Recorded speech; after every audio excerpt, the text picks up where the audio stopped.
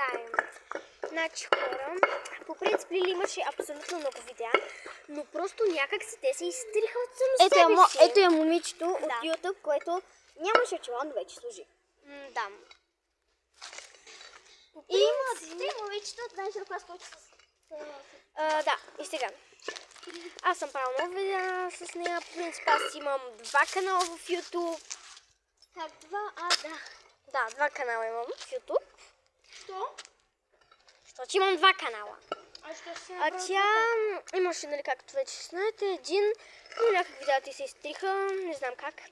И сега тя има само 2 видеа и с това стават 3. Моля ви се, абонирайте се, защото първо при мен имаше такъв проблем с много канали, като Snapchat, Instagram, лайк, втори път лайк, трети път TikTok, втори път TikTok.